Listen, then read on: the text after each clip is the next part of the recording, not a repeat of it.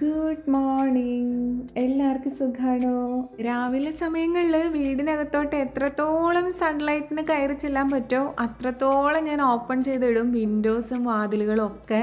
കാരണം എനിക്ക് സൺലൈറ്റ് ഭയങ്കര എനർജി തരുന്നൊരു സംഭവം തന്നെയാണ്.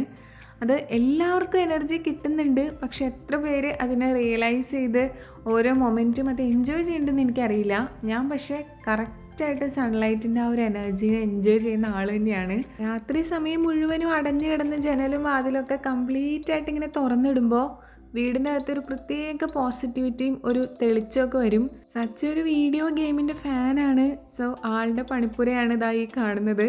ഞാൻ ചുമ്മാ വെച്ച് നോക്കിയതാ. ഞാനങ്ങനെ വീഡിയോ ഗെയിംസ് ഒന്നും കളിക്കാറേ ഇല്ല കേട്ടോ. ഞാൻ പൊതുവേ യോഗ ചെയ്യാറുണ്ടെങ്കിലും ഫേസ് യോഗയിൽ ഒന്നും കൂടെ ഒന്ന് ആക്റ്റീവ് ആവണമെന്ന് എനിക്ക് ആഗ്രഹം ഉണ്ടായിരുന്നു. സോ ഞാൻ ഓൺലൈനിലൊരു സെഷൻ എടുത്തിട്ടുണ്ട്. അപ്പോൾ ട്രെയിനർ രാവിലെ തന്നെ എനിക്ക് കുഞ്ഞ് ക്ലാസ്സൊക്കെ ഉണ്ട്. അതൊക്കെ അറ്റൻഡ് ചെയ്ത് കഴിഞ്ഞപ്പോൾ തന്നെ നല്ല ഫ്രഷപ്പ് ആയിട്ടോ. നമ്മുടെ അങ്കമാലിലെ വീട്ടിലാണെങ്കിൽ ഒരുപക്ഷെ ഞാൻ ഈ ഫേസ് യോഗയിലേക്ക് കടക്കില്ലായിരുന്നു. കാരണം രാവിലെ തന്നെ എന്നെ ഭയങ്കരമായിട്ട് എനർജി ബൂസ്റ്റർ തരാൻ വേണ്ടിയിട്ടുള്ള വലിയ ഗാർഡനൊക്കെ നമുക്കവിടെ ഉണ്ട്.